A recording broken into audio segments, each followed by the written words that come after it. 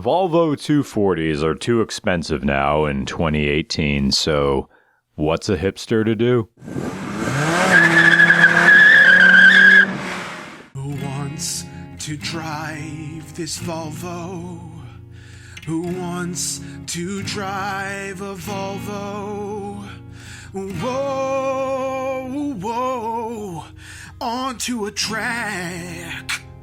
97 Volvo 850 sedan. Are you ready to commit yourself to this level of uncoolness? There's no irony here. Are you ready to drive the vehicular equivalent of this shoe? Remember the Buick Park Avenue we drove around Harris Hill last time? That was comedy. Driving that car around a track was like hearing Grandma tell you about the time Iggy Pop raw dogged her in 1979. But a Volvo 850 is a joke so clean you can tell it in church. A Volvo 850 is a single-panel family circus comic. The steering wheel squeaks from left side to right side like a lazy Susan. The engine moans like a retiree trying to use a smartphone. Do you know the 850Gs, the turbo models? Those extra sleepers of the 90s. Fantastic machines. But the regular 850, well, that sleeps like Grand Aunt Medicaid falling asleep at the Wheel of Fortune slot machine at 5 p.m. at Sands Casino.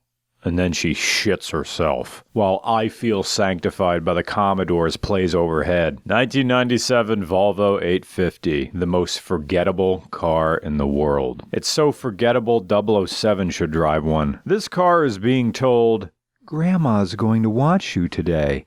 And in your head, that means going to the attic to find all your dad's old toys from the era when toys were dangerous, where a kid could lose a fingertip to the Bakelite propellers of a model airplane that ran on gasoline or pure alcohol, or getting the mark of stigmata from those old throwing darts that were impossibly heavy and sharp, those lawn dart things. Amazing. But the reality is, you'll get there, and Grandma will have the attic locked up so you don't screw up all the cleaning she swears she's done up there. So she'll present you with a placemat she got from Roy Rogers and say, "Here, draw on this or something. I'll put it on the fridge." That's what being watched by Grandma is like for some people. It's being told, "Here," and then being presented with something you're expected to entertain yourself with, provided you have enough imagination to make a used envelope exciting. It's going to be a forgettable afternoon, and maybe, just maybe, you'll get out of the house for 8 minutes when Grandma takes you to the local grocery store to buy witch hazel in her used Volvo 850.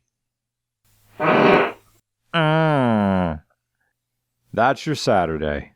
And one day, when Grandma dies, that car will be passed down to you, and you'll continue the tradition of forgettable Saturdays. To some in the Volvo community, this is a pretty divisive car, because experiences are just so wildly different depending on the generation and the respective build quality. Yeah, I know, real revolutionary statement you're making there. But just search your local Volvo forum, and the debate will make you think you're talking about the automotive equivalent of Inception. Sure, some will swear this is a classic of its time, while others will shout from the rooftops that it's overrated. They'll say the interior is absolute crap and falls apart no matter what you do, adding that if the timing belt jumps just the slightest bit, kablam! Because the 5-cylinder Volvo engines from this period with the B5 designations are interference engines to the maximum degree. I'm not disrespecting interference engines, they make good power. Oh wait, this one doesn't. This engine makes less power than a second-generation Subaru Forester. Yet on the other side of the fence, you have those who view this as one of Volvo's best, sturdiest, and most reliable cars, owing to an above-average build quality for the period, 1997. Remember the water? This has a really wide power band. I'm just staying in third and it's doing fine. Water is about to make it weird. Not too weird at all. And this is a completely bone stock 850. Jeffy hasn't done a single thing to this car outside of regular maintenance.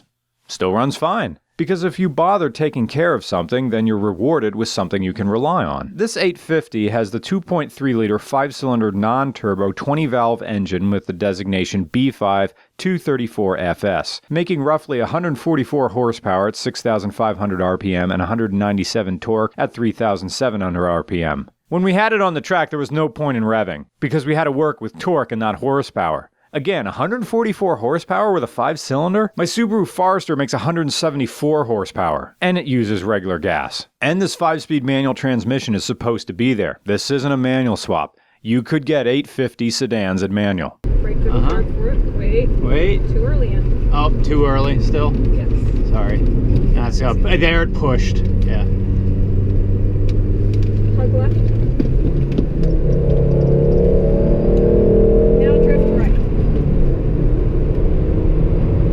Good.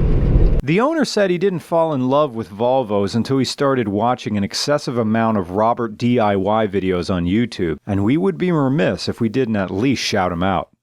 Despite never having met him. If nothing else, he's helped contribute to Jeffy's desire to keep a random Volvo from the late 90s on the road, so cheers to that. It's nice to see Volvos like this kicking around even after cash for clunkers, because the story of the Volvo 850 is a story of survival.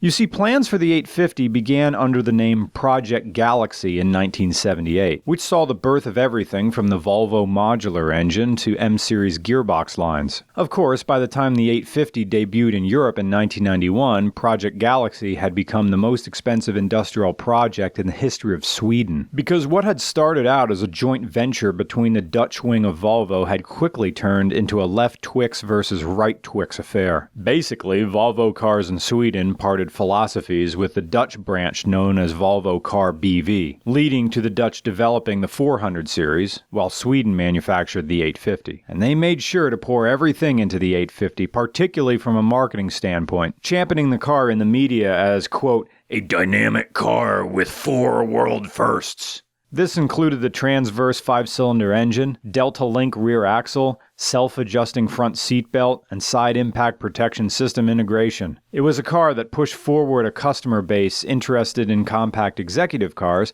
particularly the 4-door saloon and 5-door estate body styles, which were more or less ubiquitous then. But this car was also offered up as a contender in the British Touring Car Championship, as the 850 Estate was transformed into a super touring car, and it performed well enough, achieving 3rd and 5th place finishes to brag about, although changes to BTCC regulations regarding aerodynamic assistance eventually took the 850 Estate out of competition. Enter the 850 Saloons, which earned 5 race wins in the 1996 championships, bolstering the profile of the 850 just as they were preparing to roll out the next 850 for 1997. But even with its competitive history, the 850 almost seemed dated from the minute it hit dealerships. It didn't fit in with the late 90s swooping designs and the extra curves everywhere and cab forward everything. This car looked more 1992 than 1997. It's hard to think of anything to say about an 850 that also couldn't be said about According to Jim. Do you remember that show? I sure as hell don't.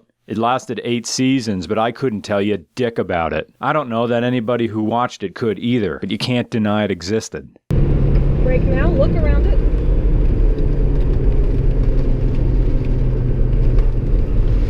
There was some tire chirp. Yes. Go power. Yes. Fuel good, engine temperature nominal. Or water temperature nominal. I am lifting. Brake. I am braking. Look all the way around. Look all the way around, let it drift. Brake more, brake more. Brake more, brake more. Yep, good. See how it comes in when you brake? It did come in. Wow.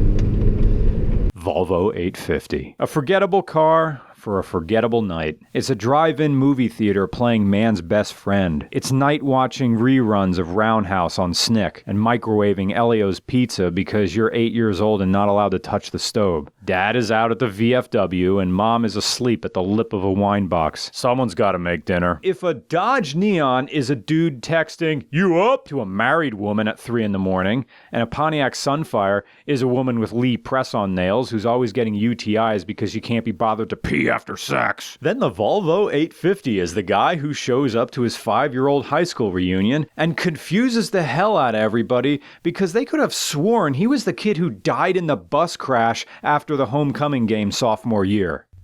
And we can hoon this Volvo, go full buffoon with Volvo.